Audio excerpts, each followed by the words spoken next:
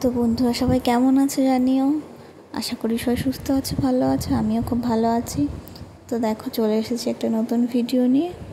এটা হচ্ছে আমার মায়ের শ্রী গোবিন্দ আর রাধারানীর জন্য আনা কিছু জিনিসপত্র, যেগুলো বাজার থেকে নিয়ে এসেছি আমরা।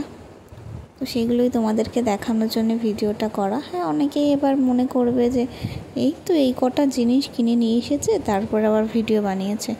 আসলে কি বলো তো, যার যেটুকু সামর্থ্য সে সেটুকুই করবে ভগবানের জন্যে।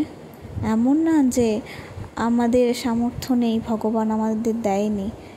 আমরা আমাদেরকে স্বয়ং গোবিন্দ যেটুকু দিয়েছে আমরা তাতেই সন্তুষ্ট, সেটাই করা উচিত। আর আমাদের ঈশ্বর যেটুকু দিয়েছে তাতেই সন্তুষ্ট না থাকলে না, তখন ঈশ্বর যেটুকু দিয়েছে সেটুকুও কেড়ে নিয়ে যায়। সেই জন্য আমাদের যেরকম সম্ভব, আমরা যেরকম পারি সেরকমই আমরা গোবিন্দ রাধারানীর সেবায় দিই। দেখো, সবাই জানিও জিনিসগুলো কেমন হয়েছে।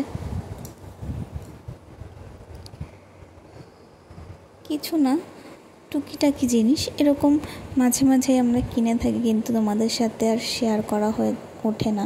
কারণ এই রাধা গোবিন্দ আমার বাপের বাড়িতে মায়ের আসনে আছে, আর আমি যেহেতু শ্বশুর বাড়িতে থাকি, সেই জন্যে আমার আর এইগুলো শেয়ার করা হয় না তোমাদের সাথে। তো আমি যেহেতু এখানে আছি, ওই জন্যে ভেবেছি যে তোমাদের সাথে একটু শেয়ার করি।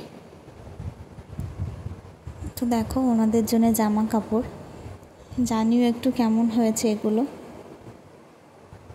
আমার তো খুব ভালো লাগছে, তোমাদেরও নিশ্চয়ই ভালো লাগবে। ভিডিওটা আমি বেশি বড় করিনি, আজকের ভিডিওটা এইটুকুই। অবশ্যই জানিও এই জিনিসপত্রগুলো কেমন হয়েছে। আর দেখা হচ্ছে পরের কোনো ভিডিওতে। ততদিনের জন্য তোমরা খুব ভালো থেকো, সুস্থ থেকো। টাটা।